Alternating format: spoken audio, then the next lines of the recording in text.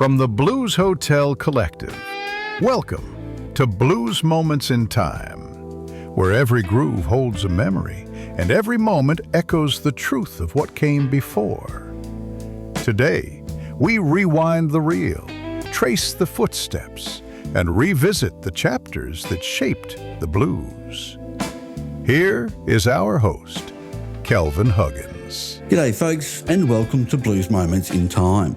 Today we're standing at a crossroads, November 27, a date that's woven deep into the fabric of blues history. Now, picture this.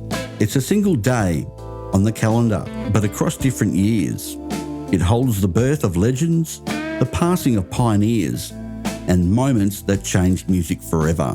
From a hotel room in San Antonio where Robert Johnson laid down tracks that would echo through eternity, to the birth of a young guitarist in Seattle who'd one day set his Stratocaster on fire and redefine what 6 strings could do. Today, we're walking through time, touching down on the births, the deaths, the recordings and the releases that make November 27 a day worth remembering in the blues. Let's start where all good blues stories begin, with the people who lived it. 4 souls entered this world on November 27, and each left fingerprints all over the blues. First up, Walter Davis. Born in 1912, Davis was a blues pianist who became a quiet giant of the Chicago scene. He played keys in Muddy Waters' band and graced countless classic recordings with his touch. Davis wasn't flashy, he was solid, dependable, the kind of player who made everyone around him sound better. He lived until 1977, but his music still hums beneath the surface of Chicago blues. Then in 1927, we got Harry Belafonte. Now, you might think calypso and pop when you hear that name, but Belafonte had deep blues roots running through his veins. His 1956 hit, Rock Island Line, was pure bluesy folk, and he never stopped tipping his hat to Leadbelly's influence. That rich baritone voice and his socially conscious music built a bridge between blues and the wider world, bringing the soul of the blues to millions. But the big one, the one that shook the ground, came in 1942, Jimi Hendrix. Born Johnny Allen Hendrix in Seattle, Washington, young Jimmy grew up listening to his father's blues records, Muddy Waters, Howlin Wolf, B.B. King. Those names weren't just music to him, they were scripture, and you can hear it. Every note Jimmy played, every scream he pulled from that guitar had blues DNA coursing through it. His career was short, gone at 27 in 1970, but revolutionary doesn't even cover it. Jimmy took the blues, electrified it, bent it, twisted it into shapes nobody thought possible, and in doing so, he redefined what the electric guitar could be. Blues and rock were forever changed because a kid from Seattle had the blues in his bones. And rounding out the day, Miles Kennedy. Born in 1969, Kennedy made his name with Alter Bridge and the voice of Slash's Conspirators. His powerful vocals and blues rock sensibility keep the tradition alive in the modern era, proof that the blues didn't stop evolving, it just keeps finding new voices. Now every birth has its shadow, and November 27 has claimed its share of blues souls. In 1952, Willie Brown passed away at 52. Brown was a Delta blues guitarist and vocalist who played alongside legends like Charlie Patton and Son House. He wasn't the frontman, he was the man behind the frontman, the accompanist, whose guitar work was essential to the early Delta sound. Tragically, Brown passed before the blues revival of the 1960s, so his genius wasn't widely celebrated in his lifetime.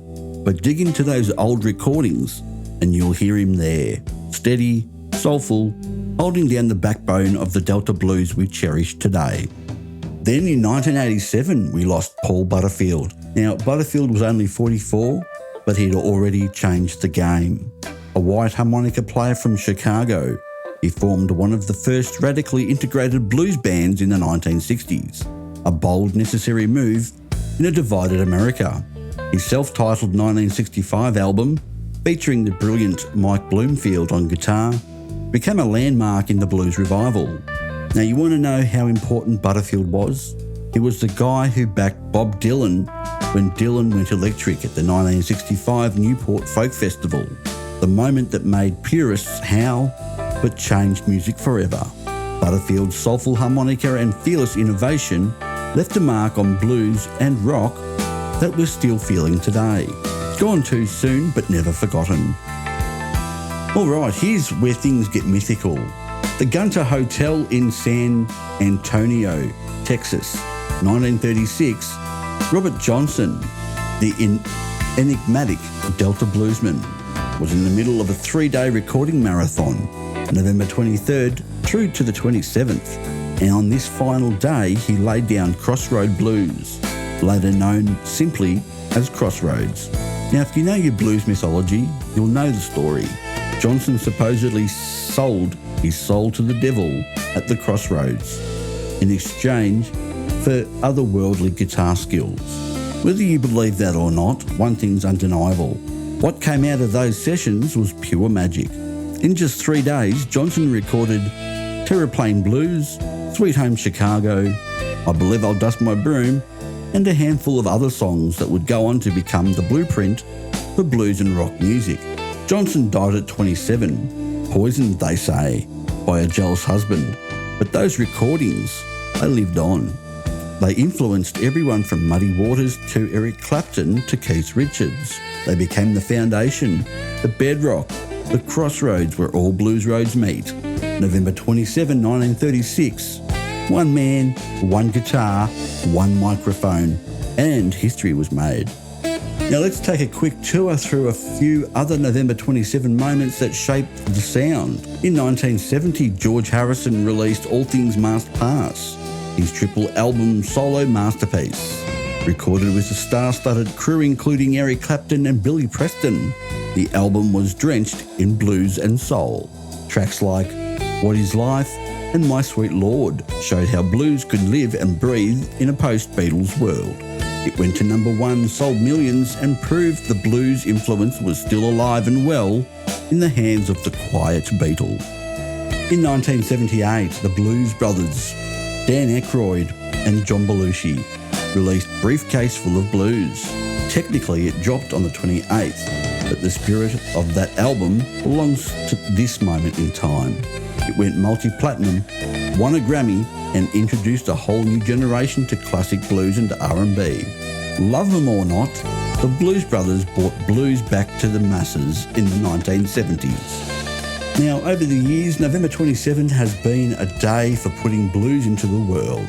In 1937, Robert Johnson's first single, Terraplane Blues, backed with Last Fair Deal Gone Down, hit the market. It was a minor hit in the South, but it launched Johnson's short legendary career. In 1973, Howlin Wolf's The London Howlin Wolf Sessions was released, featuring backing from Eric Clapton and Steve Winwood. Wolf's raw power meeting British blues reverence. It was a beautiful collision. 1991, Sister Rosetta Tharpe's Complete Collection was released, reintroducing the godmother of rock and roll to the world. And in 2005, Buddy Guy dropped Skin Deep, featuring collaborations with B.B. King, Eric Clapton and Sheryl Crow. It reminded everyone that living legends still had plenty to say. So there it is, November 27, a crossroads in time. We celebrated the birth of giants like Jimi Hendrix, mourned the loss of pioneers like Willie Brown and Paul Butterfield, and revisited the moment Robert Johnson stepped into a hotel room and recorded songs that would outlive us all. From the Delta to Chicago, from San Antonio to London, the blues has always been a legendary story of intersections, where past meets present, where sorrows meet joy, where the sacred meets the profane. And it's still being written. Every day, someone picks up a guitar, blows into a harp, sits down at a piano and adds another verse to the song. November 27 reminds us the blues isn't just history, it's alive, it's breathing, and it's got a whole lot more to say. Join me tomorrow when the Blues Hotel Collective presents Blues Moments in Time.